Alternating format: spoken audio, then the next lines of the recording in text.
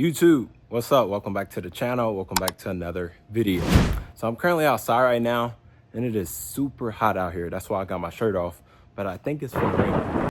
But anyways, I just wanted to make a quick video on the lessons I learned along the way while building an Uber fleet. So if you plan on being a fleet owner, you might want to watch this video. So for starters, coverage. Before you even think about or consider building a fleet, you need to look at the protection coverage. I don't know why, but people think whether you're a small business, medium-sized business, big business, they just automatically think you have millions of dollars in the bank. And they always try to look for a little crack or squeeze where they can get in and sue you for millions of dollars. So in case of you being a fleet owner, you want to make sure you protect it with the right amount of coverage. Just in case you or one of your drivers or renters get into an accident, if they try to sue you, you protect it in the right amount of coverage. And the coverage you're going to want on your SUVs is minimum $1 million in coverage. I know a lot of people be like, oh, well, that's expensive per month. I would rather have an expensive commercial insurance bill every month rather than somebody trying to sue me for X amount of dollars. And it's a pretty penny. So I currently pay a lot in commercial insurance per month, but I would rather have that just to make sure I'm protected in case of an event happening of somebody trying to sue me. So coverage is always going to be the first thing before you even think about getting into this business. You're going to want to make sure you got the right amount of coverage.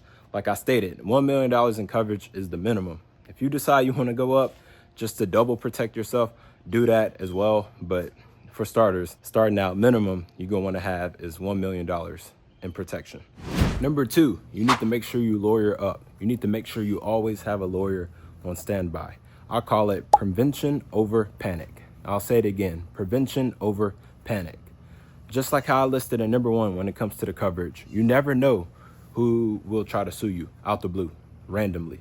So having a lawyer on standby helps. And it's not just with the public people, this is with your drivers as well. So before you even start renting out your cars to different people, you need to have a lawyer review your contract to make sure you in a good standing to where in case if you do get sued, you fully protected at all times.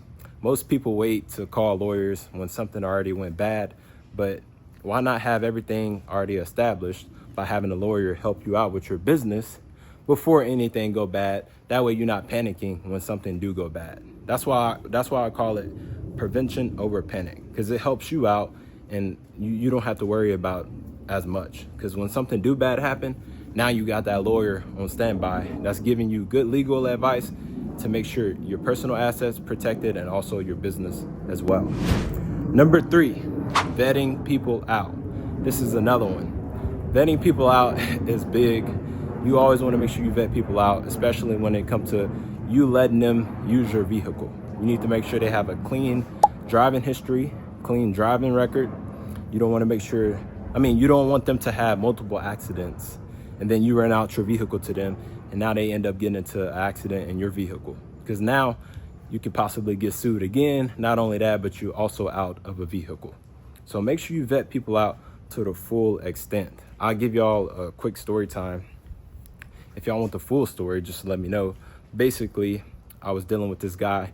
This is when I was first starting out.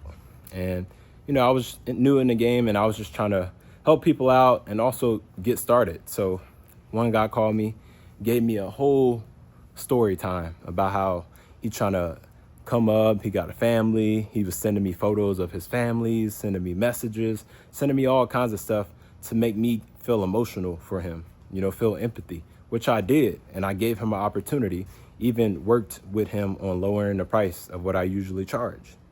Fast forward, he ended up trying to F me in the end, which I'm currently in the battle with him right now. So when it comes to vetting people out, don't just vet them out when it comes to their driving history, their driving record. Vet them out as a human being. You don't want to make the mistake falling for somebody's sympathy story and then boom, you end up getting F'd in the end. So make sure you vet them out fully. And that's just with everything.